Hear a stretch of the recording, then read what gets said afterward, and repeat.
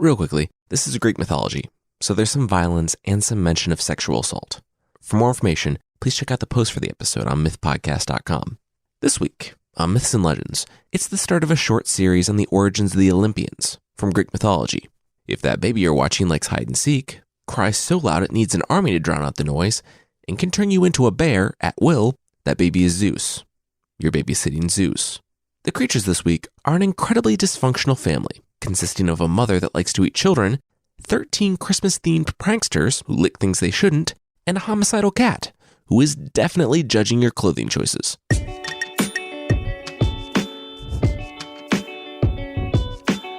This is Myths and Legends, episode 131A, Sudden but Inevitable Betrayal. This is a podcast where I tell stories from mythology and folklore. Some are incredibly popular stories that have surprising origins. Others are stories that might be new to you, but are definitely worth a listen. Today, we're getting into the origin stories of the Olympians from Greek mythology.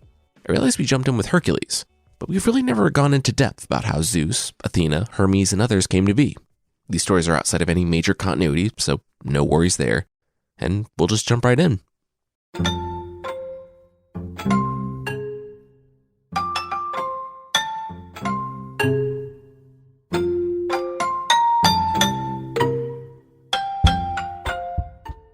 Baby Poseidon plopped down into the cavernous darkness. Well, this was the worst birthday ever. But since it was birthday 0, the day he was born, he guessed he really had nowhere to go but up. Another sound echoed softly in the darkness, plodding along on baby legs, only slightly more developed than his own. He raised his head, and out of the darkness waddled another baby. "Hey, how's it going?" the young one greeted. "Baby Hades, nice to meet you. I've been charged with putting together the new baby orientation packet that we all have to go over. First off, happy birthday. We're all very happy for you. Secondly, I'm sorry to inform you, but you've been eaten by Dad." Baby Hades brought up his PowerPoint presentation, showing a big, angry guy swallowing babies. As far as anyone could tell from the brief glimpses of the world between exiting one parent and entering another, supplemented by what they could understand by putting their ears to the walls of the stomach and trying to listen past the gurgles, was that their dad was eating them. They didn't know why he was eating them or how they weren't being digested, but all of them were alive inside the large stomach of their dad, Cronus. Baby Poseidon wrinkled his adorable baby brow. Wait, all of them? Baby Hades nodded and motioned to the darkness. "Baby Poseidon, I'm your brother, Baby Hades. I'd also like you to meet your sisters, in reverse birth order. Baby Hera, Baby Demeter, and Baby Hestia. All right, that concludes orientation. As the new youngest, you're now in charge of new baby orientation for the next one."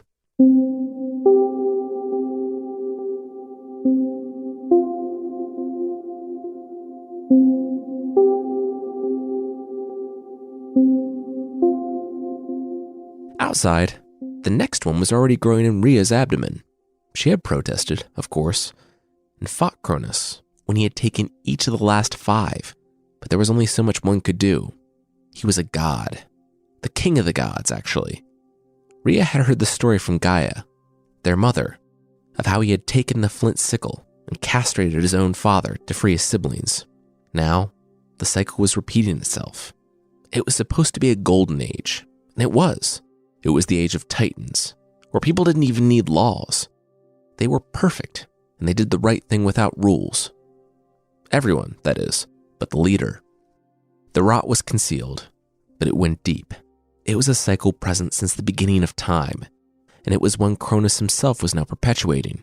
He had taken every child from Rhea's arms and eaten the newborn. With the last one, little Poseidon, Rhea told herself it would never happen again. Now, she would be tested. As the day grew closer and closer, Rhea's abdomen swelled. Then, she knew it was time. That night, Cronus couldn't find her. He searched all over the heavens and the earth, until he heard a cry, far off, on Mount Lycaeum. Now, no one can control exactly when a baby comes, not even a goddess, but it couldn't have gone more perfectly on this particular day. In the dead of night, the youngest child arrived, and his name was Zeus. It went perfectly, but no one had anticipated just how fast Cronus could move, and the newborn was barely swaddled when the door flew open.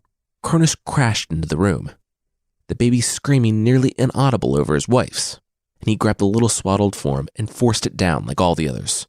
With a sneer, he strode over to Rhea, demanding in her face that she never hide a child from him again, and he stormed from the room. Meanwhile, in the Titan's daycare of a stomach, the 5 children heard a familiar thud of a baby landing in stomach acid. Which, yeah, always a good day when that's become a familiar sound.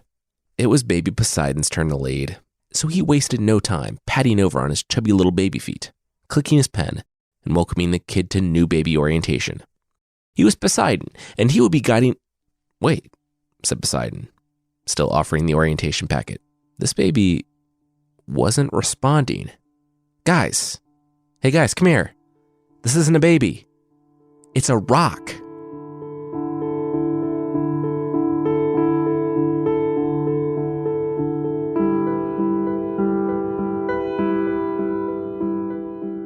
Elsewhere on Earth, Gaia, Cronus and Rhea's own mother, and the personification of the Earth, was spiriting the actual baby away. She had given him a quick bath and carried him to Crete, where she found a cradle of gold beside 2 nymphs and a goat. Gaia glanced at the armored bald man with the drums outside. Good. This was all going according to plan. Baby Zeus would drink the milk of the goat, while the nymphs took care of him, all while resting in a golden cradle that hung from a tree. Every detail had a reason, even the cradle, placed just so the baby lay safely so that, if Cronus ever caught wind of Zeus, he could search the heavens and the earth and never find the boy, because technically, Zeus wasn't fully on either of them. The armored drum circle outside featured Rhea's dancers. For the next couple of years, they would stay on Crete and make enough noise to drown out the cries of the god. If everything went according to plan, best case scenario, Zeus could free his siblings. Rhea probably realized that it was just perpetuating the same cycle of violence that led him here, but she wanted her children back, if there was anything left of them. But not even the queen of the gods could keep Zeus a secret for long. Rumors began to abound about a child of Cronus who had survived, and the king searched heaven and earth for the boy. The time came, too, when Zeus was too big for the cradle, and when his foot touched the ground, Cronus felt it. He flew to Crete immediately and found a friendly snake, hanging out with his bear friends. Nothing weird or suspicious about that. With a furrowed brow, Cronus apologized to the odd little family and shut the door. As soon as the door shut, the snake turned back into a giggling baby Zeus, and his nymph friends and the goat, the bears, turned back to their normal forms. Of course, they were very surprised. They had no idea Zeus could do that. And quick sidebar, this particular form of Zeus was seen as a protector of the storehouses because it was a snake, and snakes kept rodents out of the storehouses.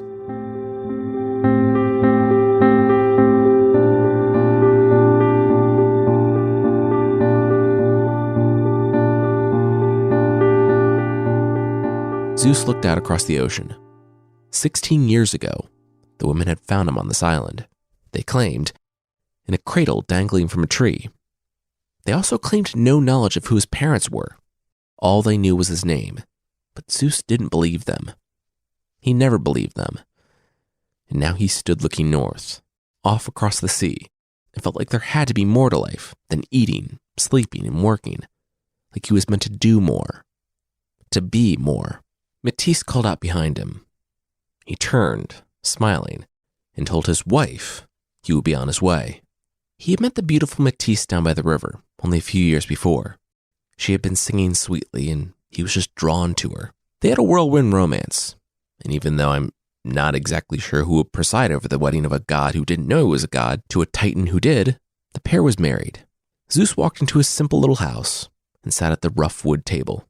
"Hey, you think I should grow a beard?" he asked, rubbing the little peach fuzz on his chin. "I should grow a beard. I feel like it would be this classic look. What do you think, honey?" "Honey?" Matisse was sitting there smiling. She took Zeus's hand and leaned forward. She was pregnant.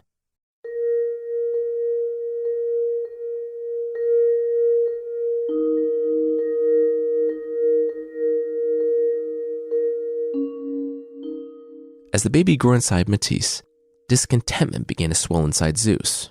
He was nearly a man and wondered if this was all his life was going to be. Would he wake up one day with a long gray beard, transformed into one of those men sitting down by the docks, and wonder where his life had gone? What would become of their child? Would they grow up, marry some islander, and die here as well? He shared all these thoughts with Matisse, admitting that he realized she had so much more to be concerned about right now, but he had to tell someone. Matisse cast her eyes downward with a sigh. She always said this day would come. Matisse reflected aloud to herself. Zeus was confused. Who said this day would come? Matisse didn't answer. Instead, she stood and found a vial a woman had told her long ago to hand to young Zeus before he left this island to claim his destiny. Matisse had made the potion, but she had never expected to fall in love with the one who would take it. She refused to answer Zeus's questions. A storm gathered outside and swelled with Zeus's rage as he demanded to know more. But still, Matisse would not answer. All she shared was on the next day, she and Zeus would sail north to the house of the king and seek out the queen, a woman by the name of Rhea. When she used that vial, all would become clear. And so, the next morning, the couple sailed north to the palace of the king for them both to meet their destiny.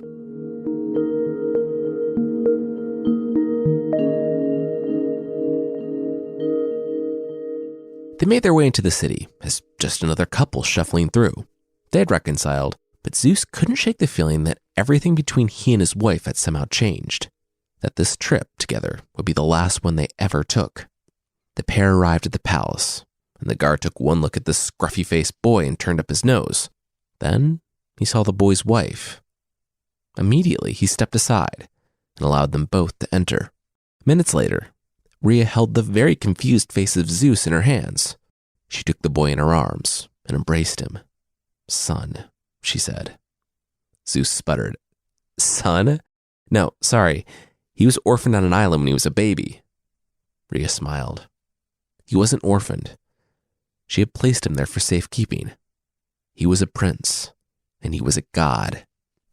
Zeus tried to object, but he quickly realized the queen was serious. He wanted to argue, to refute it, to tell her that it was ridiculous, but he knew that she was right. He had always felt different, and now it was all confirmed. He looked to his wife, and she responded with a solemn nod. Zeus turned back and saw Rhea staring at his wife, at the bump on her abdomen. She was pale. Zeus put his arm around Matisse and brought her up to meet his mother, announcing that this was his wife. Rhea stood stone-faced. She knew. She had always known. The prophecies were never wrong. Rhea dismissed the Titan, Matisse. The next steps were meant for Zeus's ears alone. The boy laughed. No, whatever the queen had to say to him, she could say to his wife, too. He turned around with no small degree of swagger, but Matisse was already gone. Without hesitation, Rhea presented the vial that Matisse had brought. Zeus started his new job tomorrow. He was cupbearer to the king. In the moments that followed, Queen Rhea told Zeus everything. How his father wasn't just a god, but king of the gods, and how there had been a prophecy that he would be overthrown by his children. So he had eaten them. All of them. Or so he thought. One had gotten away. That was Zeus, and he was going to save his family. Tomorrow, it would all begin. Rhea didn't think he would go quietly, but she loved her children. This was her best and last hope. Her son took the vial and nodded slowly. So all he needed to do was put this in Cronus' drink, and Matisse's ancient world ipecac would do the rest. Fine. Let the war begin. Zeus folded his hand around the potion and started to leave, but Rhea stopped him. There was one more thing. It was about Matisse.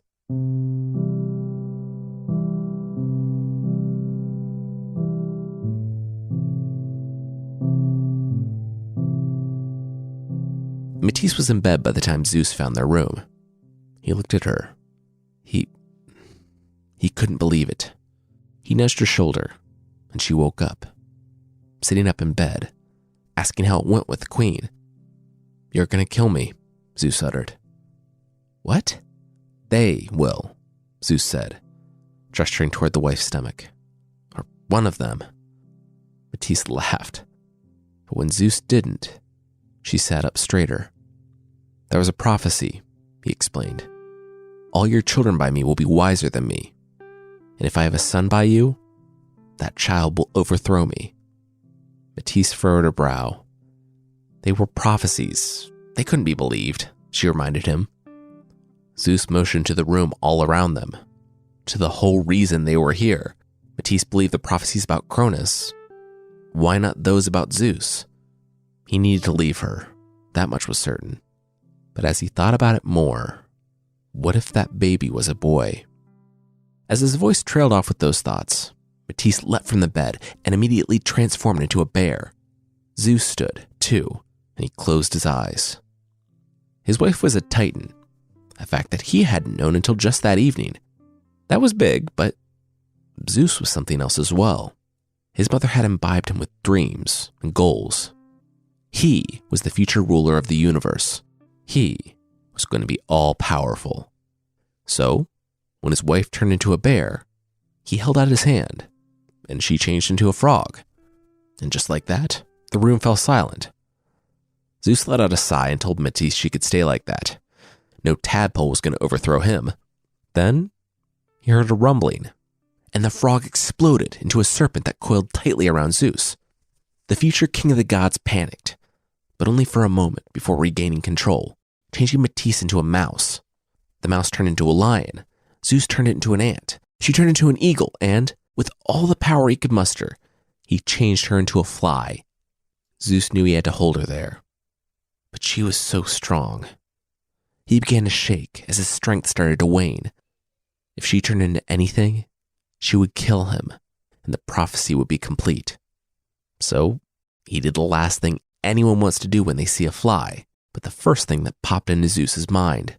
Zeus ate the fly. As he felt the lump work its way down his esophagus, he felt her power wane. Soon, she was gone. And so was the baby. He was safe. And he was alone. For the first time, but certainly not the last, Zeus understood the curse that haunted his family.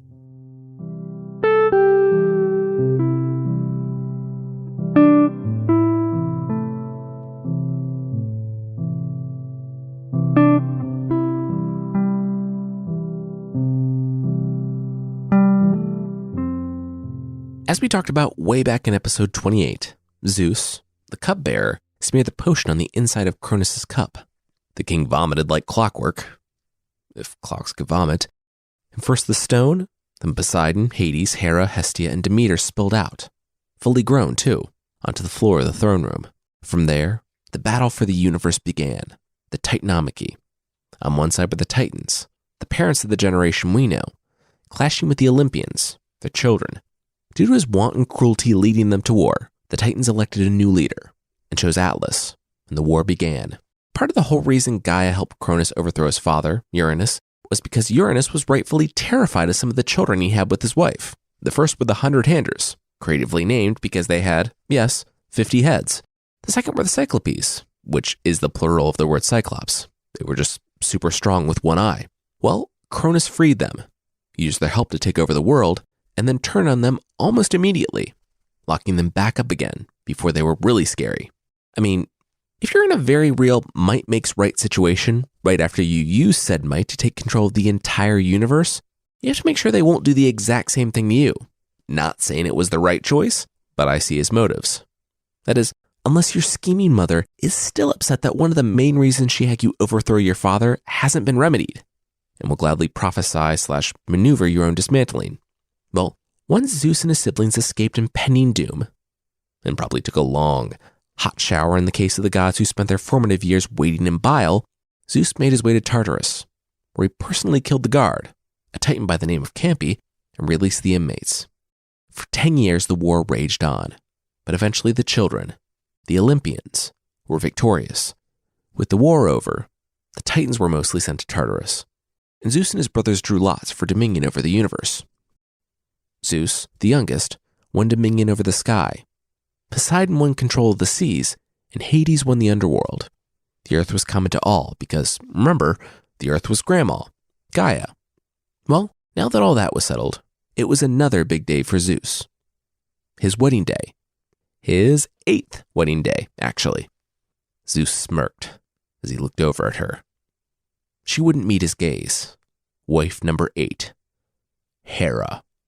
After the war, after he took his place on Olympus, Zeus decided to put the past behind him. He was going to remarry and have children. He was going to start his dynasty. He met the beautiful Themis, and it didn't work out. They had 5 children, but still, it just wasn't happening. So Zeus left her. Then he married Demeter, one of his older sisters, and she had a little girl named Persephone. There was Leto, who had twins, Apollo and Artemis, and on down the line he went. But he never found someone who could make him feel the way Matisse had. Now, there was Hera. So, I know he gave Zeus a maybe deserved sympathetic origin, but whether it was the war or killing his first wife and child by turning them into a fly and eating them, Zeus had changed, and he was into some pretty dark stuff at this point. Take, for instance, his courtship with Hera. She didn't want to marry him. She had seen him marry his way through the family tree and didn't want any part of that. She probably had bigger things in store, a life that was her own. But all that ended the day she chanced upon a wounded bird. It was a poor, sweet baby cuckoo. Hera found it one morning while she was out walking. It looked like it had been attacked by a cat, and its wing was broken. She scooped it up, kissed it on its adorable little bird head, and took it home. The little baby bird was happy and playful. And a few days later, it was in good spirits. People came and went, but Hera lived alone on a mountain. It wasn't easy to be a god among mortals, and so she'd hidden herself away. A couple more days went by, and the only company she had was the little baby cuckoo. Laying one day with the cuckoo resting on her chest, she noticed the bird awaken with a start, look to the window, and then stare at her. It started to get heavier. It wasn't changing at all, not yet, just getting heavier. At last, it had become so weighty that Hera could hardly breathe. It was like a full-grown man sitting on her chest. That's when the bird started to turn. In seconds, Zeus was on top of her. He had snuck into her home and watched for days to learn her routines and see who would stop by and when. When she laid him on her chest, he knew his opportunity had arrived. He said nothing, making his move in silence. When it was done, he left. The next day, a marriage proposal came, again, from Zeus. The proposal said she would be lucky to have anyone take her now, since she was no longer a virgin. But he was still happy to, being the good brother he was and all. Now, Greek mythology in general is kind of hard on Hera. She's routinely depicted as vengeful and kind of petty, punishing people whose only fault was being attacked by her husband. The fact that Hera also went through unspeakable trauma of not just being attacked by Zeus, but then shamed into marrying him and spending all of eternity as his wife while he ran around behind her back doesn't make her treatment of Io or any of the others less vile, but it does show us a fuller picture of her story and circumstances, including this very painful place brought about by one guy, Zeus, who continually wronged a lot of people and never had to live up to any consequences. Anyway, Grandma Gaia came to their wedding and gave Hera the tree that produces golden apples, the same such tree that she would command Hercules to steal from for his 11th labor. She and Zeus spent their wedding night on the island of Samos, and that night lasted 300 years. And in that time, something else happened. Zeus found that he had a headache. It was a weird thing. He had heard about getting sick, of course. Mortals did it all the time. They also died all the time, which Zeus really hoped wasn't coming his way. He soon began to not care whether or not dying was in his future.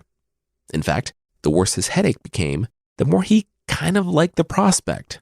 Finally, he turned to Prometheus, one of the titans who had stayed out of the war, having preferred hanging out on Earth with his weird little creations. Zeus had a favor. Prometheus glanced back from the torch he had been eyeing. Huh? Cleave your head in half with an axe? He'd be happy to. Poseidon was in earshot, and not knowing what would happen if a titan cleaved a god's head in half, but really wanting to find out, he ran outside to the others on Mount Olympus. They rushed in as Prometheus put a big X on Zeus's forehead, found the axe, and lifted it into the air. Zeus had his eyes shut tight, waiting for the sweet release of the end of the headache, or death. At this point, he really didn't much care which when Prometheus swung the axe. There was a flash and a crash as Zeus went flying across the room. Then he felt like he could breathe for the first time in weeks. His pain was gone. He reached up to feel the axe wound on his forehead, healing Wolverine style, and smiled. He sat up and paused. Wait, who are you? There, standing before Prometheus as the axe, and his jaw dropped, was a fully armored woman. The rest of Olympus stood awestruck, too. Even Helios, in his chariot, stopped the sun high in the sky that afternoon to look at the woman. Zeus narrowed his eyes. Sure, this was the beginning of the world, and he was an Olympian, so basically anything goes in terms of reproduction, but generally, fully formed beings did not spring from headaches. He had never been pregnant or... Oh, and then he thought of a certain fly he had eaten just before the war, and looked at the woman's face. She looked just like her, just like Matisse. Matisse was gone, but this girl had lived? It reminded Zeus of what happened to his siblings, and he looked on the wise, formidable woman in front of him. He wouldn't make the same mistake as his father, again, and fight her. Instead, he embraced his daughter, and he welcomed her to Olympus. He announced that she came from a god's mind, and she would be called Athena, which, as the folk etymology goes, means from the deity's mind. It's not really, though. People think she was actually just named after the city. Hera, however, looked on. She was trapped with Zeus. But not only did he regularly disrespect her and their marriage, the marriage that she was forced into, but now he was giving birth without her. Athena would be his daughter alone. Hera shook her head. She would show him.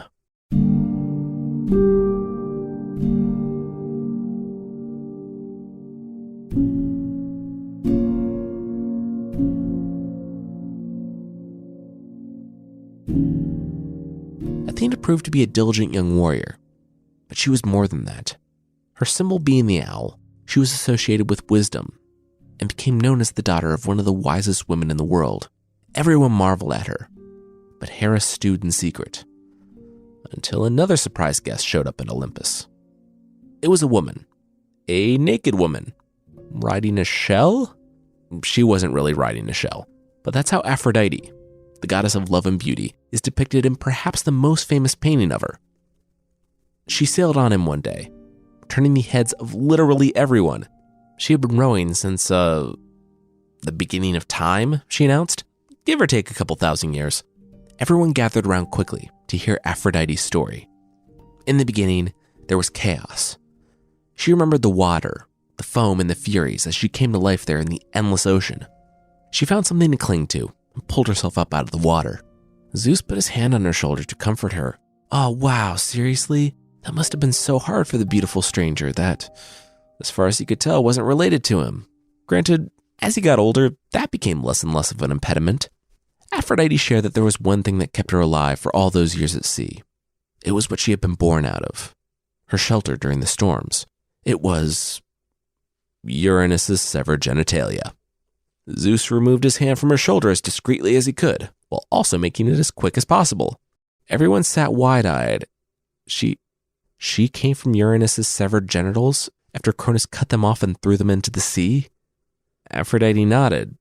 Well, technically the foam that surrounded them after they splashed down, the Furies came from the drops of blood, and Zeus was disgusted. He could not believe that Aphrodite came from his grandpa's... Ew! Aphrodite shrugged. I mean, in a roundabout way, all the Olympians kind of did, but whatever. She was here now, and she was going to take her place among them as one of the rulers of the universe. With smiles on their faces, all the Olympians stood to mingle and introduce themselves to the beautiful new arrival. All, that is, except for two in the crowd. From opposite sides of the circle, Athena and Hera hung back, glaring at Aphrodite as she shook hands and joyfully met the group. Disgusted, Athena turned and started walking away, but Hera remained, clenching a fist. Her other hand curved around her middle. Hera's look softened briefly. Zeus wasn't the only one in this relationship to have a baby alone. This one was hers.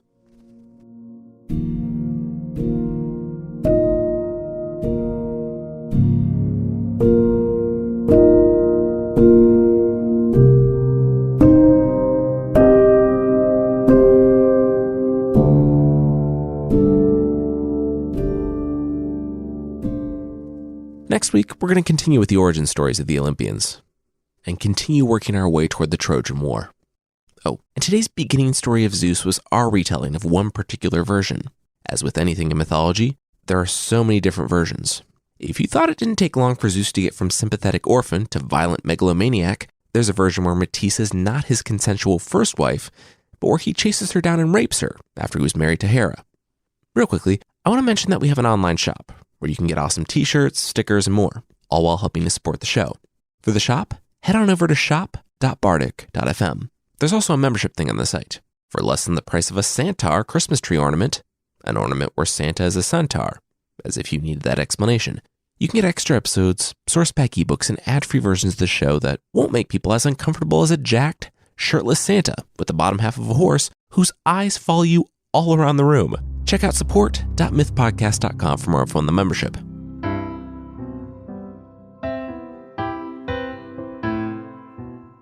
The creatures this week are the Yule Lads from Icelandic folklore.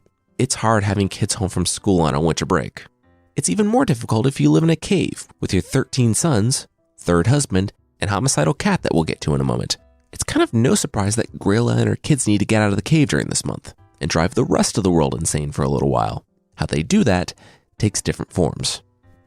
The mother, Grilla, is a troll with, according to one rhyme, 15 tails, which hold 100 bags apiece, with each bag having a 20-child capacity, which means, on a good night, that's 30,000 children that can come home for dinner. And when I say for dinner, I mean it in the ha-ha ironic way that monsters say it, because she loves to eat bad children. She's known as the Christmas Witch, and while there isn't a lot of agreement on what she looks like, in some versions she doesn't have a single tail, but just carries a bag of children on her hip for some light snacking. All versions agree that you don't want to meet her.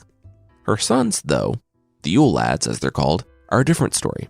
They are 13 pranksters who make their way around to children's houses on the 13 nights leading up to Christmas. Children set out wooden shoes, and on each night, a different lad will stop by and bring either a small present for the child if they were good, or if they weren't, fill the shoes with rotten potatoes. By the way, rotten potatoes seem so much worse than lumps of coal. The Yule Lads have developed their own personalities over the years, and none of them are people you'd really want to hang out with. I'll run through the list. And to our Icelandic listeners, don't worry, I won't attempt the pronunciations. There's Gullygulk, the one who hangs out in the barn to steal milk buckets. Spoon licker, pot licker, and bowl licker, who didn't really feel like they needed their own things. Stubby steals food from frying pans, though it really seems like it would make more sense to steal before or after the food is in the frying pan. Sheepcoat Clod harasses sheep, despite his peg legs. Door Slammer is especially annoying. He wanders around at night, slamming doors. Scare Gobbler will steal your yogurt. Sausage Swiper will dangle down from the rafters Mission Impossible style and grab the sausages you're smoking. Window Peeper and Doorway Sniffer use their own respective methods to find stuff to steal. Meat Hook is not the name of a serial killer, but a guy who uses a hook to steal meat from your house. And last but not least is Candle Stealer, who stole candles in a time when they were made from animal fat, so he ate them. Though it would have been fantastic to be there in the December they changed to wax. No word on what he's up to now. As I said, the 13 lads live with their troll mom, stepdad, and homicidal cat. The Christmas cat is about 1,000 times more dangerous than it sounds, because if you haven't gotten new clothes before Christmas Eve, the cat will murder you. This sounds like it's just preying on people who can't afford new clothes, but that's not entirely true. I guess it comes from a time when the community put forth every effort to finish up the autumn wool before Christmas, and anyone who helped out will be rewarded with a new piece of clothing. Those who didn't help or were just lazy got nothing. So the Yule Cat wasn't just some house cat with pent-up rage, judging your out-of-date fashion choices, but a creature that was helping out the community by taking out its rage, judging your out-of-date fashion choices. Between a troll packing children into a purse, 13 guys crawling around your house licking your stuff, eating your candles, and stealing your yogurt, and a cat that will murder you if you don't have new clothes, and all that leading up to the hidden folk throwing wild parties on Christmas and January 6th, December in Iceland kind of sounds like a lot to handle. To our Icelandic listeners, good luck.